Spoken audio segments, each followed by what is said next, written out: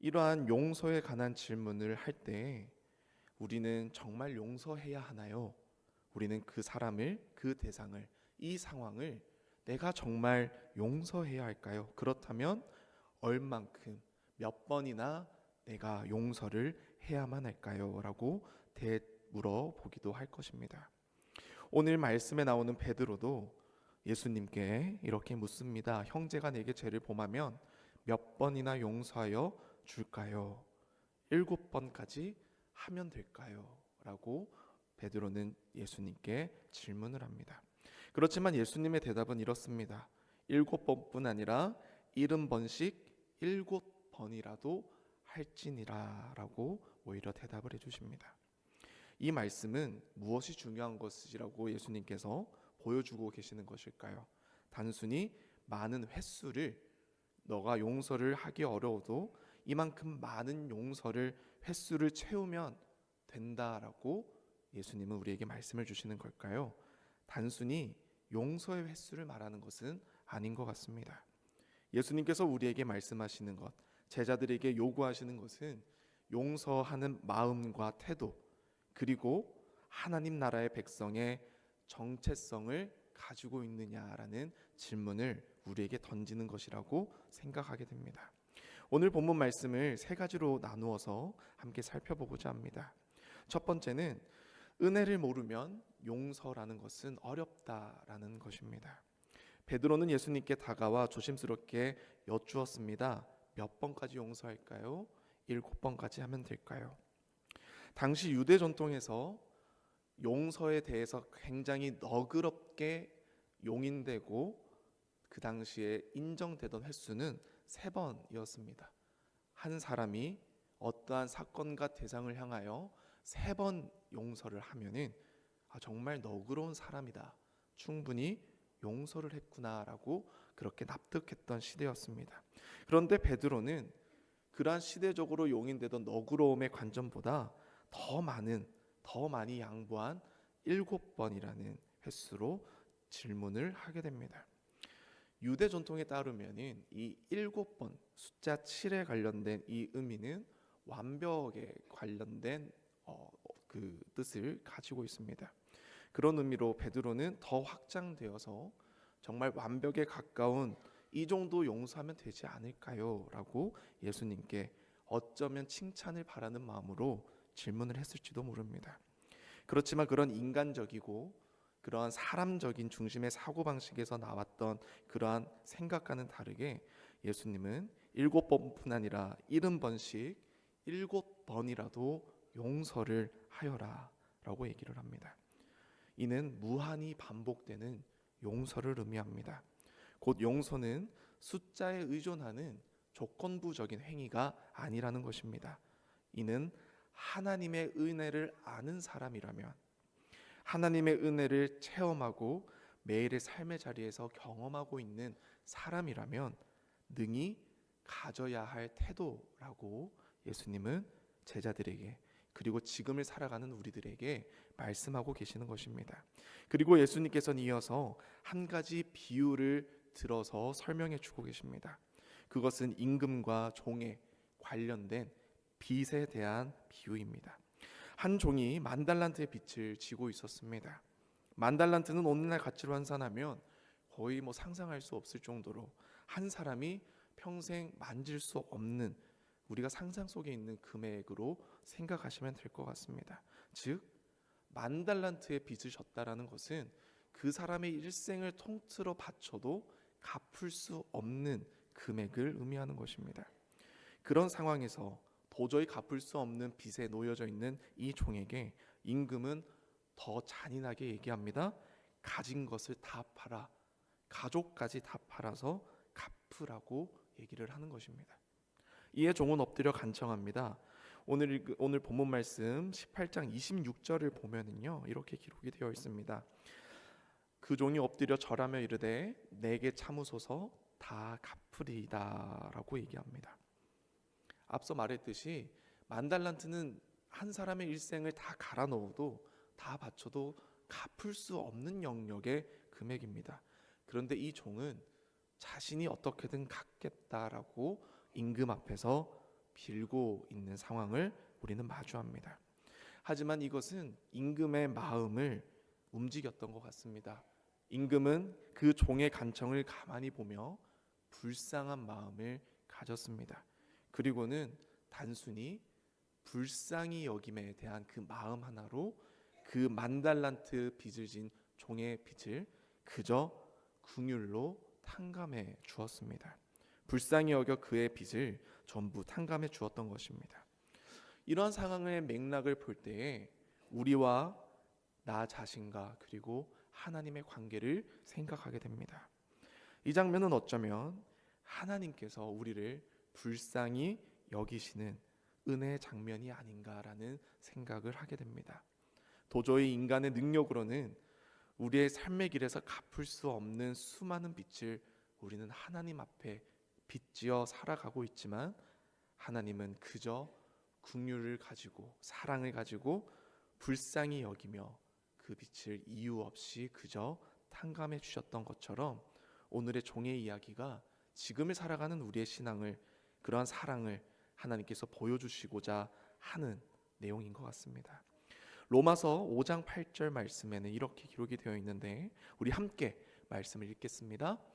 우리가 아직 죄인되었을 때에 그리스도께서 우리를 위하여 죽으심으로 하나님께서 우리에 대한 자기의 사랑을 확증하셨느니라. 아멘.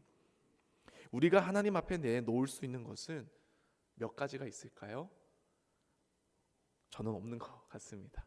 하나님 앞에 당당하게 과연 내 삶의 자리에서 내 모든 것을 드러내었을 때에 과연 하나님 앞에 내가 무엇을 내어놓을 수 있을까? 라고 질문을 한다면 저는 없는 것 같습니다. 오직 주님의 긍휼과 은혜로 말미암아 우리는 하나님으로부터 용서를 받았고 그 용서로 인하여 하나님 안에서 우리는 참 자유를 얻게 되었습니다. 그런데 이 비유의 이야기는 여기서 끝나지 않습니다. 이 10,000달란트의 빚을 탕감받은 종은 어떠한 행동을 하게 되었습니까? 자기에게 100데나리온의 빚을 진 동료를 과연 용서했을까요? 안 했을까요? 용서하지 않았은 것을 말씀을 통해 우리는 보게 됩니다. 100데나리온의 노동의 가치는 한 노동의 100일치의 임금에 속한다고 합니다. 꽤 큰 돈이지만 한 몇 달 정도 일을 하면은 갚아낼 수 있는 그러한 빚의 양이었습니다. 그런데 10,000달란트를 탕감받은 종에 비하면 거진 60만 분의 1에 불과한 양이었습니다. 그런데도 10,000달란트를 탕감받은 종은 자신에게 빚진 동료의 간청을 묵살하고 그를 감옥에 가둡니다. 이 장면은 우리 자신을 좀 더 깊이 성찰하는 모습을 요구하게 됩니다. 우리는 교회에 나와서 하나님으로부터 많은 용서를 받습니다. 우리의 허물을 내어놓고 주님께 회개의 기도를 드리며 참회의 기도를 드리며 진정한 자유를 위해 오늘 하루도 주님의 자비를 구하며 용서를 얻습니다. 그리고 주님은 우리의 그러한 회개와 우리의 죄와 허물을 고백하는 모습을 보며 그 죄를 사하여 주십니다. 그렇지만 우리는 교회에 문을 열고 세상 가운데 사회 가운데 나아갔을 때 과연 우리는 어떠한 모습을 보이고 있습니까? 10,000달란트의 빚을 탕감받은 종처럼 자기에게 빚진 종을 용서하기는커녕 어쩌면 그 빚을 갚아라고 독촉하고 사랑이 없고 오히려 감옥에 가두는 행위와 같은 그런 우리의 매정한 모습이 조금이라도 담아져 있지 않은가라는 성찰을 느끼게 됩니다. 그러한 모습을 보이는 이유는 무엇일까요? 분명히 은혜를 입었음에도 자신은 그 은혜를 베풀지 못하는 이유는 그것은 바로 은혜를 잊어버렸기 때문입니다. 신약 성경 마태복음 6장 12절에 이렇게 기록이 되어 있습니다. 우리가 우리에게 죄 지은 자를 사하여 준 것 같이 우리 죄를 사하여 주시옵고. 아멘. 여기에는 우리의 삶이 은혜에 의해 시작되었고 은혜로 이어지며 은혜로 끝나야 한다라는 것을 우리에게 전제하고 있다라는 것을 보여줍니다. 사랑하는 여러분, 용서란 상대가 받아서 마땅히 주는 것이 아니라 우리가 받은 은혜를 기억하기 때문에 베푸는 것입니다. 은혜를 모르면 우리는 용서를 할 수 없는 존재입니다. 그러나 은혜를 아는 사람은 용서로 나아갈 수 있습니다. 다시 시작할 수 있는 사람은 바로 그런 하나님의 은혜를 경험한 사람인 줄로 믿으시기를 바랍니다. 두 번째는 은혜를 잊으면 우리는 쉽게 판단한다라는 것입니다. 비유의 이야기를 따라가다 보면은 처음 만달란트를 탕감받은 종의 모습과 길거리에서 동료의 종을 붙잡은 모습 사이에 큰 괴리감이 있음을 우리는 보게 됩니다. 방금 전까지만 해도 임금 앞에서 불쌍히 여겨달라며 애원하던 그가 이제는 똑같은 말로 자신에게 용서를 구하는 동료에게 단호하게 무자비하게 굴며 감옥에 가두었던 것입니다. 이 장면은 우리 안에 있는 모순된 신앙의 그림자를 비추어 주는 것 같습니다. 기도할 때에는 하나님의 자비와 긍휼을 울부짖으며 우리는 구합니다. 그렇지만 일상 속에서는 남의 허물 앞에 가혹한 심판자가 어쩌면 우리는 쉽게 서가고 있는 것 같습니다. 우리 안에 은혜의 기억이 희미해지면 우리는 곧 기준의 사람이 되고 계산하는 신앙인으로 변질되게 됩니다. 예수님께서는 이렇게 말씀하셨습니다. 마태복음 7장 1절 2절 말씀 우리 함께 말씀 읽겠습니다. 비판을 받지 아니하려거든 비판하지 말라. 너희가 비판하는 그 비판으로 너희가 비판을 받을 것이요 너희가 헤아리는 그 헤아림으로 너희가 헤아림을 받을 것이니라. 아멘. 우리가 은혜를 기억하지 못하면 비판의 말이 없어게 됩니다. 그리고 판단의 기준이 점점 높아집니다. 그러나 은혜를 기억하는 사람은 다른 사람의 연약함을 바라보며 오히려 자신의 과거를 떠올리게 됩니다. 그래, 나도 저랬지. 나도 하나님의 은혜가 아니었다면 여기에 있었을 수는 없었을 거야. 내가 이러한 행동과 이러한 모습을 가지지는 못했을 텐데 라고 우리는 고백하기 때문입니다. 그러나 종은 그렇지 않았습니다. 자신이 얼마나 큰 은혜를 받았는지를 금세 잊어버렸기 때문입니다. 은혜를 잊은 사람은 냉혹합니다. 하나님의 은혜가 소실되어져 가고 상실되어져 가는 사람은 점점 잔인하게 변합니다. 은혜를 잊은 사람은 결국 다시 은혜로 시작할 수 없게 됩니다. 이 비유의 마지막 장면에서 임금은 자신의 빛을 탕감해 주었던 종의 행위를 듣고 크게 노합니다. 본문 말씀 33절 말씀입니다. 함께 읽겠습니다. 내가 너를 불쌍히 여김과 같이 너도 내 동료를 불쌍히 여김이 마땅하지 아니하냐 하고. 이 말씀은 단순한 꾸짖음이 아니라 하나님의 본질적인 성품을 반영한 임금의 호소였습니다.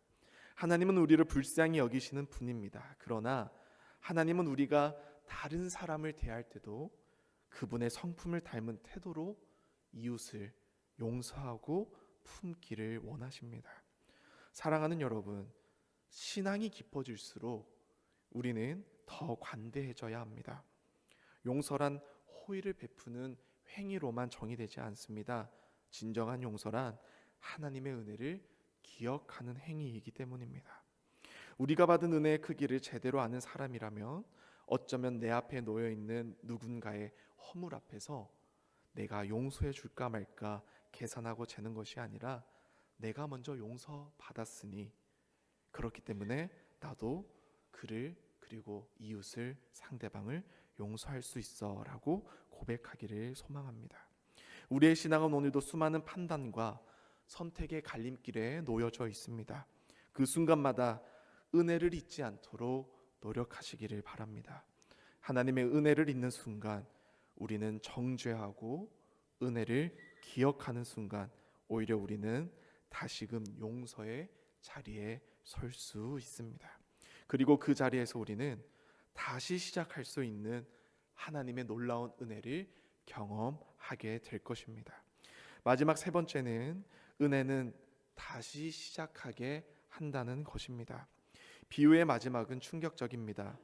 임금은 처음에 그 종을 불쌍히 여겨 모든 빛을 탕감해 주었지만 결국 그가 타인에게 보여준 무자비한 태도 때문에 그 빛을 다 갚기까지 옥절들에게 넘겨버리라고 지시합니다. 그리고 예수님은 이렇게 덧붙이십니다. 마지막 말씀 35절 말씀인데요. 우리가 함께 말씀을 읽겠습니다. 너희가 각각 마음으로부터 형제를 용서하지 아니하면 나의 하늘 아버지께서도 너희에게 이와 같이 하시리라. 아멘. 이 말씀은 우리에게 두려움을 주기 위한 경고가 아닙니다. 오히려 그 반대입니다. 진짜 은혜는 다시 쓰러진 우리를 일으켜 세우고 또다시 기회를 주시는 하나님의 성품에서 비롯되는 사람임을 비추어 줍니다. 그러나 은혜는 기억하는 자에게만 주어진다라는 것을 기억하시기를 바랍니다. 은혜를 기억하면 용서할 수 있지만 은혜를 잊어버리면 정죄하고 남을 비판하고 그리고 그 사람을 용서하지 못하는 그러한 잔인한 성품으로 변질되기 때문입니다. 그렇기 때문에 믿음을 회복하시기를 바랍니다. 그 하나님의 은혜를 기억하고 다시금 회복하여 다시 시작할 수 있는 은혜의 자리로 우리 모두가 나아가기를 간절히 소망합니다. 사랑하는 여러분, 하나님은 우리에게 묻고 계십니다. 너는 지금 은혜를 기억하고 있느냐? 그렇다면 지금이 바로 다시 시작할 수 있는 은혜 때임을 기억하시기를 바랍니다. 용서에 대해서 생각을 하다 보니 제가 개인적인 일상에 대한 기억이 떠올랐습니다. 사진이 한 2장 정도 있는데요. 좀 깜짝 놀라실 수 있어서 놀라시지 마시라고 미리 말씀드립니다. 첫 번째 사진 한번 띄워주시겠습니까? 네, 저 사진에 있는 사람과 저는 동일인인데요. 머리가 많이 빡빡 밀려 있지요. 제가 군대에 있을 때 많이 힘들었던 군 생활을 조금 경험했습니다. 모두가 힘들었겠지만 나만 힘들었다 그런 것이 아니라 그냥 보편적으로 좀 많이 지쳐 있었던 것 같습니다. 그래서 기도가 아니면 하나님 전에 나와서 예배하는 것이 아니면은 저는 버틸 수가 없다라는 것을 군대에 가서 경험을 했습니다. 왜냐하면은 용서할 수 없는 영혼들이 군대 안에 너무 많았습니다. 네, 우리 남성 우리 믿음 삶의 선배분들은 다 아실 텐데요. 네, 저에게 혹독하게 좀 부조리를 일삼던 선임들이 정말 용서할 수 없었습니다. 그래서 매주일 허락되는 유일하게 교회 갈 수 있는 날에 저렇게 고개 숙여서 늘 하나님한테 여쭤봤던 것 같습니다. 하나님, 용서할 수 있을까요? 제가 왜 저들을 용서해야 될까요? 왜 저들을 위해서 내가 기도해야 될까요? 하나님 앞에 나오지만 내가 어떻게 해야 버틸 수 있을까요? 라고 좌절하고 힘들어했던 시절이 있었습니다. 그 다음 사진 한번 보여주시겠습니까? 네, 중간에 환하게 웃고 있는 저의 모습이 있는데요. 네, 엄청 힘들고 그늘졌던 제가 이제 저녁 날입니다. 저녁 날 이제 단체 사진을 찍는데요. 저녁이니까 당연히 기뻤겠죠. 근데 저녁이라서 기뻤던 것이 아니라 함께 기도했던 전우들이었습니다. 함께 교회를 섬기고 예배를 섬겼던 믿음의 동역자들을 군대에서 많이 만났었는데 저녁할 때는 웃을 수 있었습니다. 아무리 저녁이라도 용서할 수 없는 이들이 떠오르는데 웃을 수 있었을까요? 근데 용서할 수 있게 되더라고요. 왜 용서할 수 있었느냐라고 되돌아보니 하나님께 기도하며 하나님의 은혜를 먼저 사모하게 되었더니 나 또한 군대 오기 전에 그리고 군대에 있으면서도 늘 하나님께 용서를 받는데 내가 나라고 용서할 수 없는 이유가 무엇일까라고 되돌아보았기 때문입니다. 제게도 수많은 말과 또 부조리한 행동으로 힘들게 했던 선임들이 있어서 상처 속에서 늘 하나님 앞에 나아갔지만 오히려 하나님은 불쌍히 저를 여기셔서 하나님의 은혜를 경험하게 하셨고 그 은혜 가운데 저는 인간적으로 할 수 없는 영역을 하나님 은혜 안에서 다시 시작할 수 있는 놀라운 시간을 경험할 수 있었습니다. 결론입니다. 다시 시작할 수 있는 은혜를 기억하시기를 바랍니다. 용서는 어렵습니다. 우리의 감정으로 다가가면은 어렵습니다. 그렇지만 하나님께 받은 은혜를 기억할 때에 우리는 그 은혜로 이웃을 타인을 용서할 수 있게 됩니다. 은혜를 아는 사람만이 용서를 선택할 수 있습니다. 그리고 그 용서의 순간 하나님께서는 다시금 우리의 마음과 이웃과 세상을 되살리시는 모습을 우리는 바라보게 될 것입니다. 무너졌던 관계도 지쳐있던 영혼도 하나님 앞에서 다시 일어설 수 있게 하시는 그 은혜를 우리 모두가 경험하시기를 간절히 축복합니다. 오늘 주님은 우리 모두를 초대하십니다. 용서의 자리로, 은혜의 자리로, 다시 시작할 수 있는 자리로, 그리고 그 자리에서 주님은 다시 말씀하십니다. 잘하였다 충성된 종아, 이제 다시 시작합시다. 하나님의 은혜로 다시 시작하는 우리 양문교회 모든 교우 공동체 모두가 되기를 간절히 소망합니다. 우리 찬송가 543장 함께 찬송하시겠습니다.